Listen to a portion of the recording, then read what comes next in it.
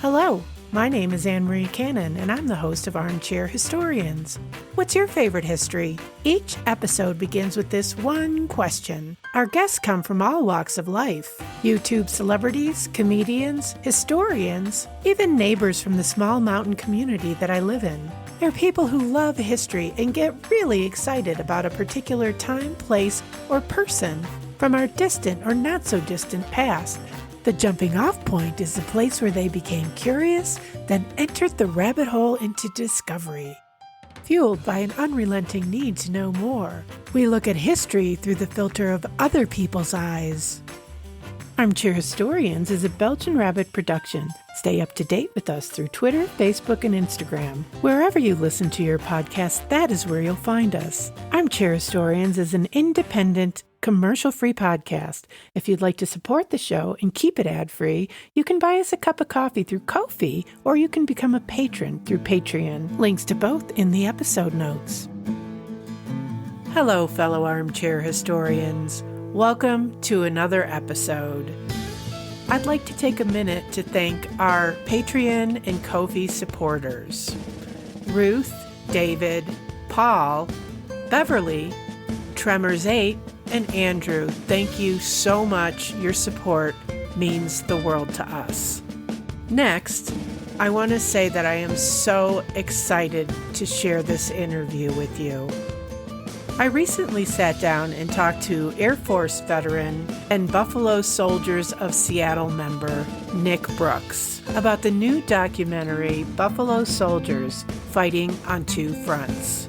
Now, if you don't know about the Buffalo Soldiers, which I am embarrassed to say I really didn't know about this part of our American history, I highly recommend that you listen to this episode and learn as much as you can, because this is a very important, almost erased history.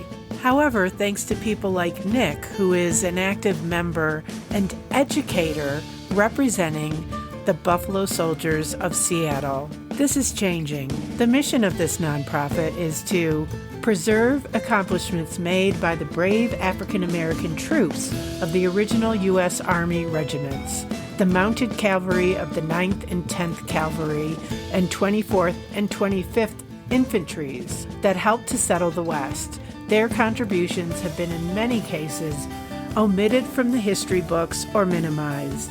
This has resulted in a lost legacy that they aim to preserve.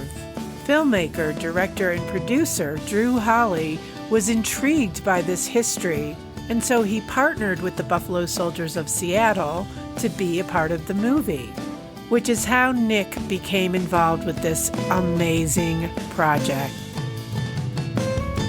Nick Brooks, welcome to Armchair Historians. Thank you so much for having me, Anne.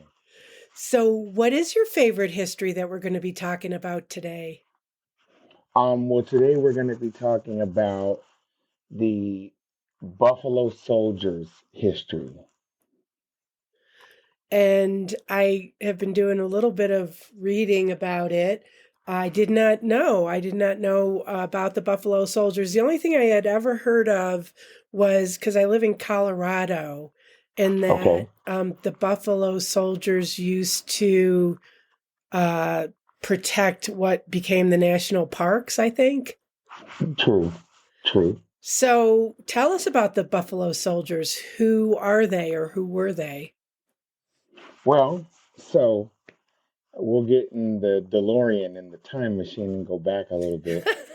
So as the Civil War was coming to an end, and it was won obviously by the United States, they did that with the help of a lot of black troops.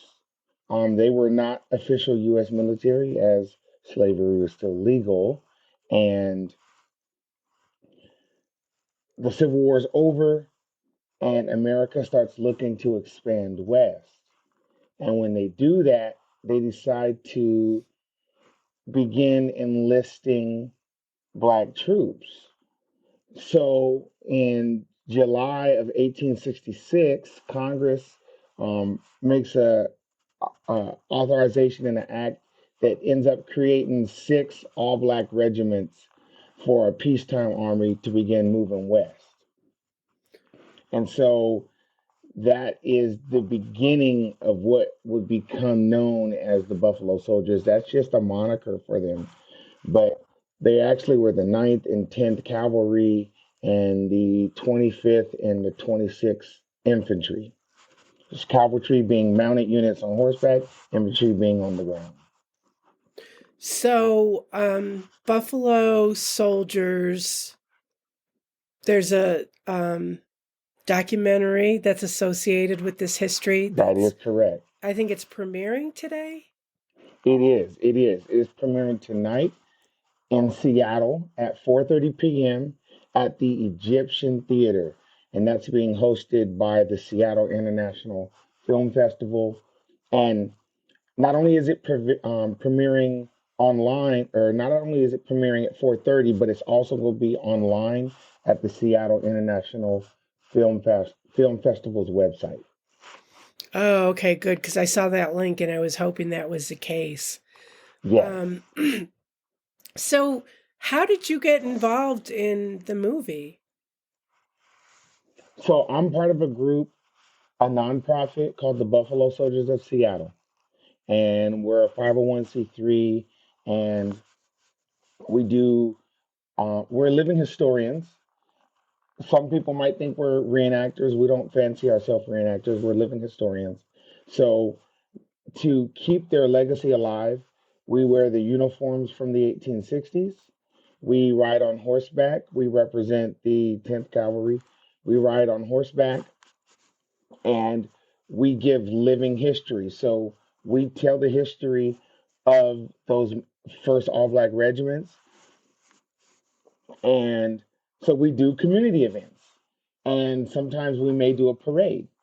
And so when we do a parade, if there's a ending spot or a park, we set up, we do pony rides with the kids.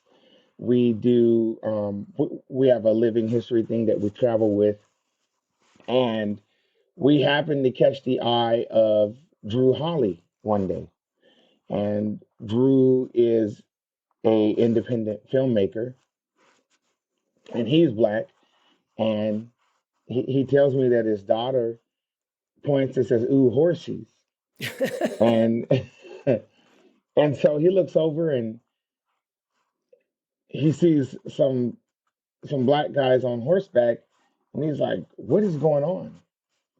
And so Dru comes over and start asking us what's happening, and like we always do, we start to talk to people about who the Buffalo Soldiers were. And it's a point of, when we talk about it, it's a point of pride, because that was Black Americans chasing the accessible part of the American dream post-slavery, which is I'm a U.S. citizen if I fight for this country. And so Dru comes over and we start talking to him, and we got a lot of displays and stuff. We're touchable history. We got the uniforms. We ride McClellan saddles, the same saddles they wore. Some of these saddles are over 100 years old. Wow. And so Dru was asking, and we start telling him like we always do, and we're really enthusiastic. And so Dru takes our information, and then not too long after that contacts us and asks if he could do something with us. He didn't know, I don't think, exactly what he wanted to do, but I know he wanted to do something. And so that's how our relationship with him began. And it just progressed from there. And that was, I want to say, like 2018. Wow. And so then this evolved into a project for him and a feature-length documentary. Yes. He came and shot a couple small pieces and went back to his laboratory. And then before you knew it, we talked, and we were essentially doing live action scenes in the movie itself, or in the documentary. Tell us about the documentary. I mean, don't give it away, because I would like my listeners to find it and watch it. It sounds almost like you have reenactment scenes in the documentary, maybe? Yes. Okay. So the documentary is titled Buffalo Soldiers Fighting on Two Fronts. So it details how they were fighting to be part of America's expansion west. They were part of that fight. But they also were fighting for recognition and fighting for rights, and later on, obviously, civil rights, and fighting for a living, fighting for an opportunity, fighting for a chance to be part of this country, which they were. We've always been part of this country. But to wear the flag and to get the recognition and to contribute and say, I'm part of this country, not just here in servitude. That's the other front they were fighting on. Okay. And so when they're fighting on the two fronts, it's just interesting. And in many ways, that happens today. I served myself. I'm a 20-year Air Force vet out of a combat unit. And the military still has a long way to go. They've come a very long way, but they still have a very long way to go in terms of equity and fairness and being treated, and people being treated properly. But today, just like back then, the military still offered you a better set of possibilities or outcomes than the civilian world at large. So it was, that fight was worth it. And especially in that arena. I always tell people that this is not African American history. This is American history. And these are great stories for Americans to look back on. It wouldn't matter if they're a new American or if your family's been here since the Mayflower. It was a front worth fighting on. So in the documentary, sorry to go so far sideways, I get passionate about this sometimes. This is all great information. It's fascinating. So in the documentary, there are some particular stories that are followed. And without giving away too much, I'm in Seattle, Washington right now, Tacoma technically. In the documentary, it follows one particular troop who's actually buried in Washington State. He's a Medal of Honor winner. And his name is Moses Williams. I was born and raised here. And it wasn't until a few years ago that I knew that. You're talking to a person, 20 years, military, combat veteran. In my lineage, I have family members that were Buffalo soldiers, that were Tuskegee Airmen, that were part of the birth of the U.S. Air Force itself. And so this documentary chronicles Moses Williams and others, and it talks about the Buffalo Soldiers' legacy. Now, here's one interesting thing about it, about their legacy.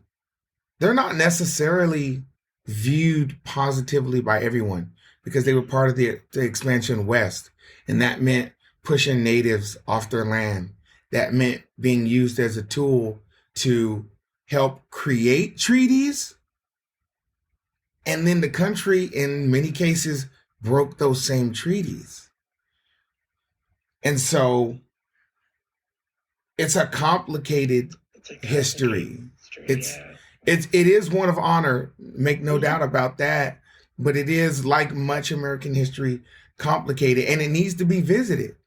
And that's part of how this country heals, is being able to understand each other and understand different routes that we've taken to get where we're at, and how we've all contributed to what makes this country great. Drive, ingenuity, just doing stuff that you think can't be done. So this documentary shares that.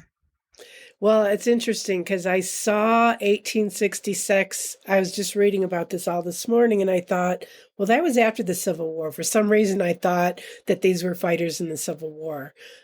And then I read about the expansion, and I was like, ooh. But what I like about the way that you guys tell the history is exactly what you said. it's a complicated history. There's a lot of gray. And I like the fact that unlike the American history that I was fed in school, that you look at it all. You look at it all. I thought that was really interesting. Now I'm curious, where does the name Buffalo Soldiers come from? And is it something that's still used? So, a Buffalo Soldier is just a nickname that was attached to Black troops serving post-Civil War. And you could say that that term and the units that housed them were disbanded after the military integrated. Okay. And what year was that about? That would be, I want to say it was 1947. Wow. I think it was 1947. Okay. That's a sad history. Post World War II. Mm-hmm.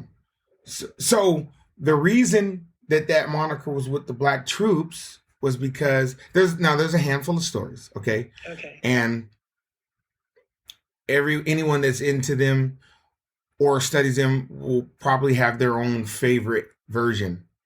And so the one that I think is most commonly known is that the Black troops were having interactions and skirmishes with the Cheyennes on their way west.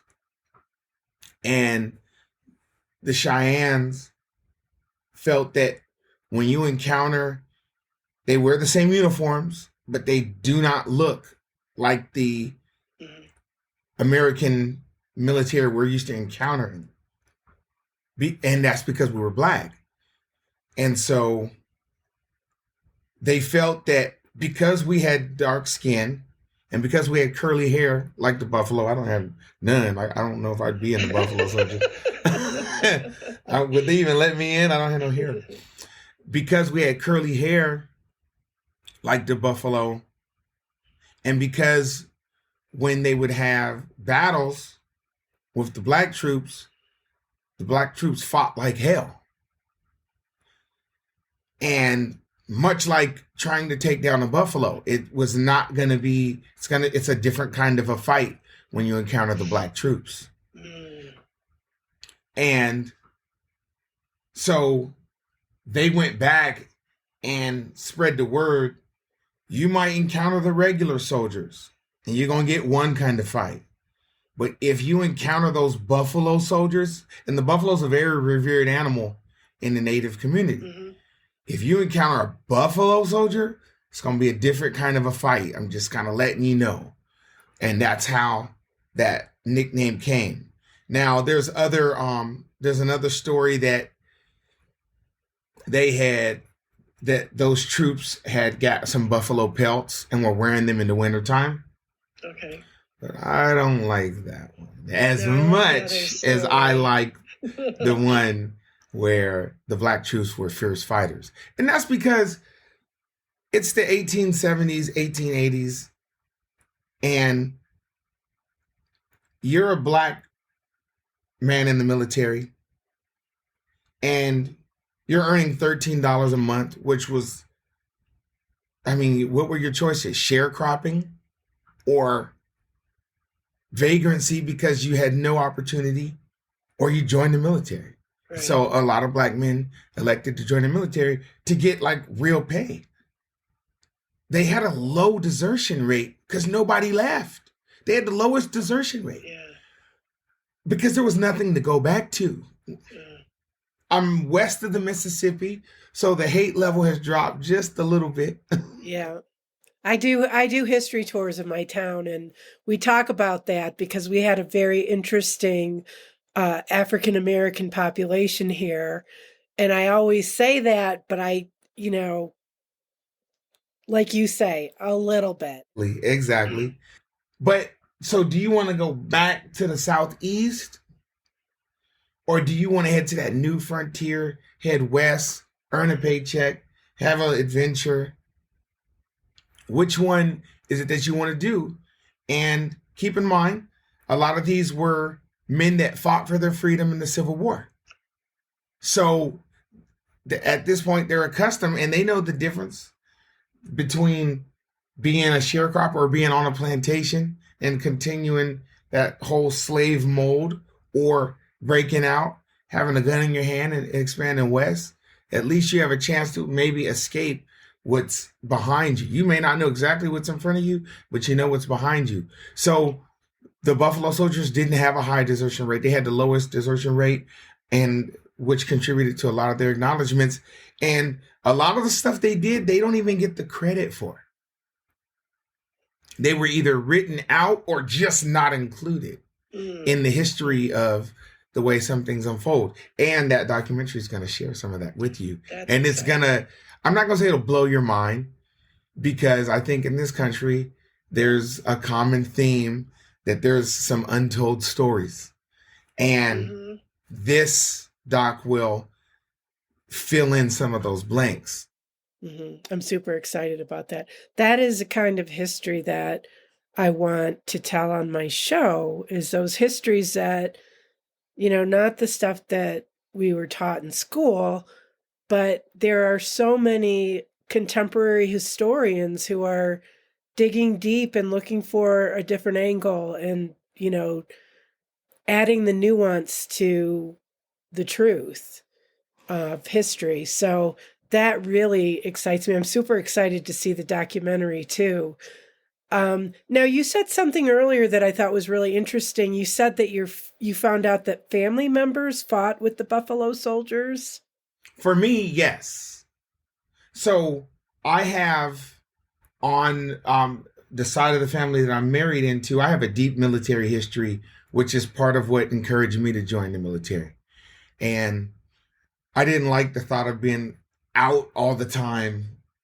So I joined the Air Force because I figure we have a military base up here in Washington State, and they always had to go to the field. And I didn't like the thought of always being in the field. So I joined the Air Force only to ultimately end up in a combat unit and be out in the field anyway. But so on my wife's side, her grandfather was regular Army before the Air Force. So if you were a black troop in the Army before desegregation, you were considered a Buffalo Soldier. And then he was also chosen to be in the Army Air Corps, which those folks all became officially Tuskegee Airmen. They just called them all Tuskegee Airmen. Why did they call them Tuskegee Airmen? Because the university, Tuskegee University in Alabama, is where they trained the black pilots. Oh, I didn't know that. So the black pilots that came, and the all-black Army Air Corps regiments were called the Tuskegee Airmen. So if you worked with them, which if you were black in the Air Force you did, you were a Tuskegee Airman. So he's both a Buffalo Soldier, a Tuskegee Airman, and then they turned the Army Air Corps, separated it off, and created the Air Force. So he was part of the birth of the Air Force. So I have a duty and a responsibility to keep their legacy alive and represent them, which is a part of why I participate in this. But that's the part of the lineage I was talking about. Okay, so Buffalo Soldiers is now it's a nonprofit organization, you said? So the group that I'm involved with, the Buffalo Soldiers of Seattle, is a nonprofit. There are different Buffalo Soldiers preservation and legacy groups nationwide, and some of them operate together, some of them operate independently to preserve the legacy, and so we're one of them, and we're based out of Seattle. Okay, I get it now. Why this history? How did you find it, and why did you get involved in it? So for me, when I retired from the Air Force, it was difficult because you feel like you're experiencing almost like a death. My career is over. And I was in the Southeast and I came back to the Northwest. Your mental health takes a hit because you lose a part of your identity. And so when I came back, my uncle, who has a horse ranch and is involved with the Buffalo Soldiers of Seattle, he invited me to come be a part of this legacy group. Mm. And I didn't have much interest in it immediately because I felt like I had taken off the uniform. I didn't want to put the uniform back on. Mm-hmm. And so as I'm home for longer and longer, I started to realize I have too much idle time, too much dead time, and I'm starting to get depressed. Mm. And so I took my uncle up on his offer and I came out and started working with them and riding horses. I actually did a parade, and they trained me for a few weeks to ride and be in a parade. And it helped me recapture some of me. Mm. And I started realizing the benefit that I had being around the animals and being with family and having an activity to do. And so I joined the group. And since I've joined, it's been a huge boost to my morale. You know, a lot of military veterans will commit suicide or because they lose a part of them, and that's rough. Mm. And so as I did it, when I did the parade and I'm riding on horseback in a uniform made out of all like wool that's scratching me all up, and it's from the 1860s, in this saddle that looks like it should be uncomfortable, but for some reason that McClellan's a very comfortable saddle. And people were cheering the Buffalo Soldiers in the legacy. I started to realize how important it was to be part of keeping that legacy alive, but how much it was keeping me alive. How good it felt to know. I didn't even know much about the Buffalo Soldiers at the time I did that. Mm-hmm. Now, granted, I wasn't in the Army, I was in the Air Force, but I didn't know much about them. So that was my point at learning who the Buffalo Soldiers were also. So in some ways, I was even ashamed that I didn't. Here I am, Black guy in the military, and I don't know who they are. But I don't think anybody really knew. That was very moving, the story you just told. And it's a symbiotic relationship because you are sharing this important legacy with my audience. You're sharing it when you go to your events that you do. I'm thinking I'm on a cultural arts board. How can we get this movie into our cultural arts program? How can I get the school to get involved in this history? It's a history that needs to be told. It's so important. And I'm really, glad that you're here with me today, telling me this story, telling me this history of which I didn't know. It's uncovering from the shadows. We have a habit of erasing history and hiding it. And we're bringing out into the light of day. And I'm wondering if we could go a little bit back to, you said that it's a complicated history. And I'm curious to know a little bit more about that. Yeah, if you could just kind of tell me more about that, the things that the Buffalo Soldiers were involved in the very beginning. And also, I'm curious to know if a lot of these men settled in the West. Sure. That's a great question about the complicated history. So the Buffalo Soldiers were essentially a tool of the U.S. government as the U.S. government had manifest destiny and they wanted to move all the way west.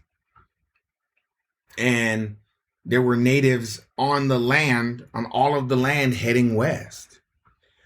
And the Buffalo Soldiers were used to do everything from escort the natives off their land to reservations, which actually was beneficial to both the U.S. and the natives because it prevented bloodshed. There was always more peace when the Buffalo Soldiers did it. Oh, interesting. So there was more peace. But some of those deals were broken. So we're still the face of that deal in ways. And like I said, we were fierce fighters. So there were a lot of battles where the native side took some losses at the hands of the Buffalo Soldiers. So we're not necessarily viewed as heroes by all sections of the U.S. and by all communities. And one thing that we do when we are out there is we do address that and we acknowledge it. Sometimes just acknowledging that a wrong happened is more than not saying anything about it. And so while we know we were a tool, we also know that we were brave in our duties. And so that's really big parts of that complicated legacy. And once again, just because we're Black, we wore a U.S. uniform. And there were a lot of atrocities that happened against Natives. And like when I educate people, I'll tell them about the term scalping. A lot of people associate scalping with as like this Native American or Indian thing. The Indians scalped white people, when actually it was in reverse. The U.S. government offered money for Indian scalps if you can get one. They paid a price for a man, a woman, and a child. Oh, geez. And as that began happening to the Native groups, which was horrible, they began returning the favor. But when, at least as it was fed to me, by the time the terminology and what it is gets to me, it's like Indians scalped people. That's an incomplete story. It actually was the U.S. was paying for Indian scalps. So it's, and we're woven into that. There were massacres that happened at Indian villages where the men were away and U.S. troops, be they white, but they were U.S. troops nonetheless, went down in the villages and slaughtered all the people, all the women and children and the older elders. That happened. And so we're woven into that, even though it wasn't the Black troops that did it. We are woven into that. So we're not always a part of something that every group celebrates. Yeah. So, and then there was a second part of that question, and I can't remember what it was. Thinking, what was that second part? And the question that I had that I was curious about is, it'll come back to me here. So, where do we see this history in pop culture? It's interesting you say that. Okay, so most people, if you say Buffalo Soldiers, there's a Bob Marley song called Buffalo Soldiers, and it's a very popular song. So when people think of the Buffalo Soldiers, they think of Bob Marley, and Bob Marley was just singing about the Buffalo Soldiers. But you see this throughout history, especially in the American West, the Black Cowboy. The Black Cowboy is a real thing. There's estimated that it was as few as 1 in 4 cowboys were all Black, or more or higher. They don't even know what percentage of American cowboys were Black, and they got the worst job. And in fact, cowboy is kind of a derogatory term because you had a houseboy who worked in the house, didn't matter his age. This Black man was referred to as a boy. He was a houseboy. He was in field. He was a field boy. If he worked with the animals, he was a cowboy. It's a derogatory term because they didn't let men be referred to as men, a way to subjugate. But it's a derogatory term that becomes a term of endearment because of all the stuff that they do when they're out working with the animals. So like the American rodeo is a derivative of cowboy activities at the end of cattle drives. When all the cattle were rustled up, this ranch put their best ranch hand or cowboy up against this ranch's cowboy, and they let the little cows loose, and they have to tag them and tie them up and stuff. So that's a part of it. When we talk about the Buffalo Soldiers, at least the cavalry side, it was cowboys, black cowboys. And not to go too far off, one of the most popular cowboys of all time is the Lone Ranger. And I'm sure you know the Lone Ranger is black. Annie, did you know that? I didn't. I didn't know that. The Lone Ranger. Although that does sound familiar, but it's not something that's stuck in my knowledge. On the screen, on the big screen, the Lone Ranger was a white man with an Indian companion named Tonto. In real life, the Lone Ranger was a black man named Bass Reeves. And he was alone because he was black and nobody wanted to go with him. He's the Lone Ranger. Okay. That man brought in his own son that was a fugitive. Bass Reeves did. So when we start talking about in pop culture, the Buffalo Soldiers, in addition to movies that they're in and that portray the Buffalo Soldiers, and I can't remember some of the more recent ones, which brings me back to the documentary. It's history, but it's updated, it's modern, it's told in HD, you know what I mean? Like, it's not going to be in 3x4, it's going to be in HD format.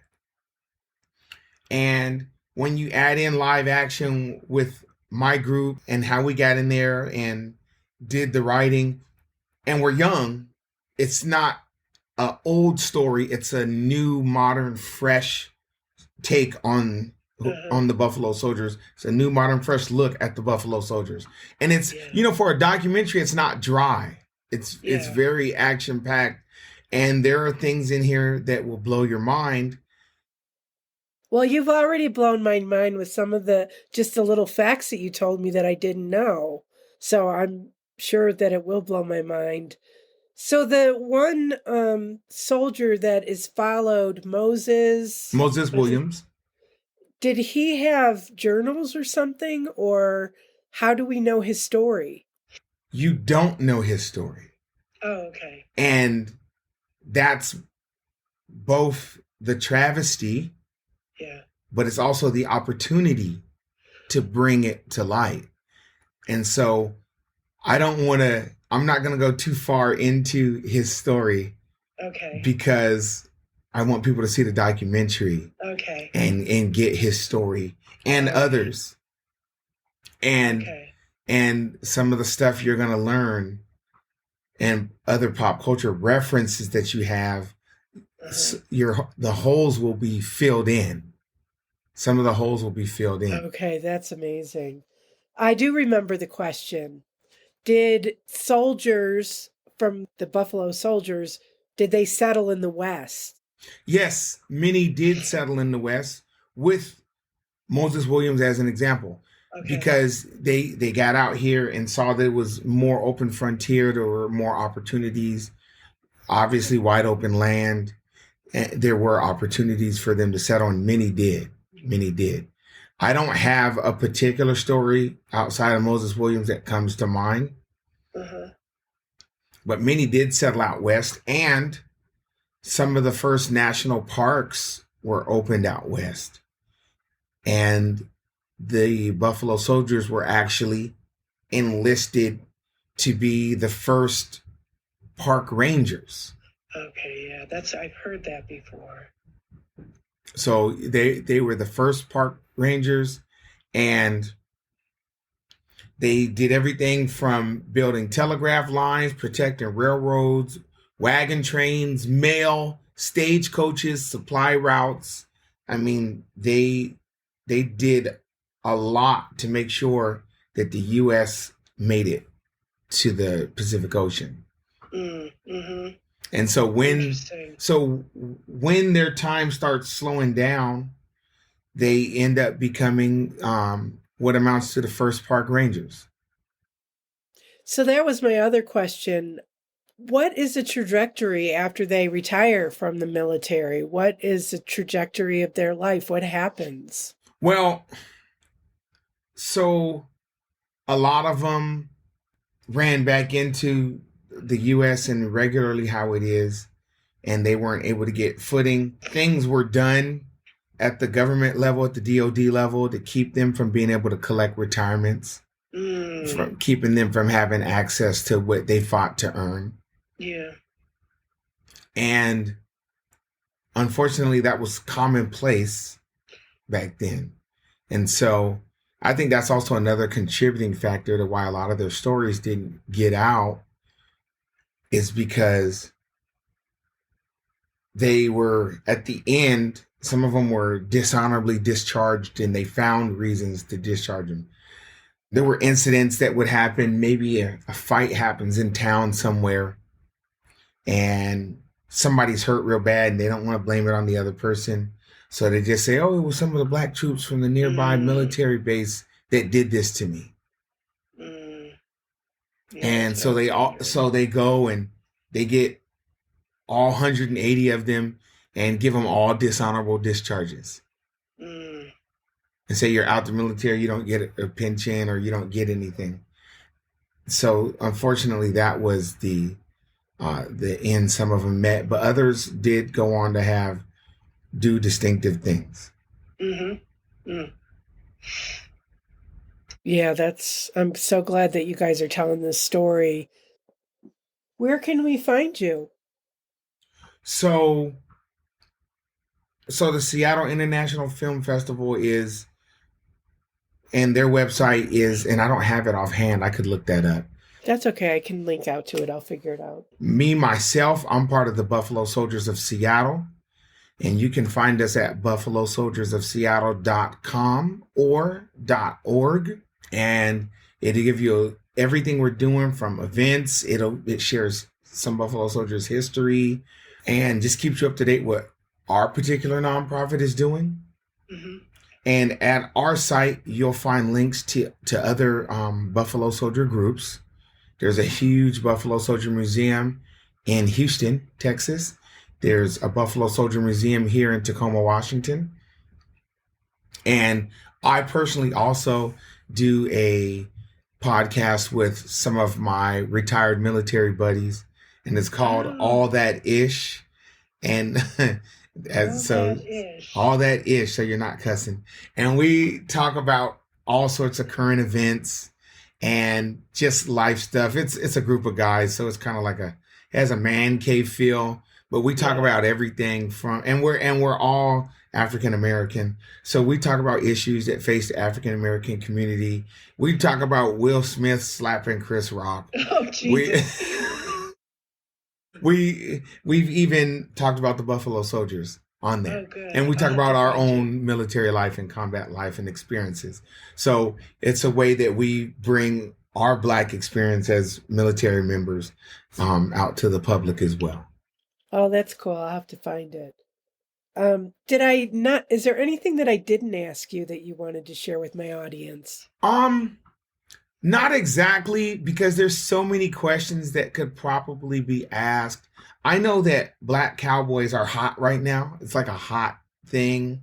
There was that Old Town Road song that came out a few years back that was classified as a country song, and it's one of the most popular singles of all time.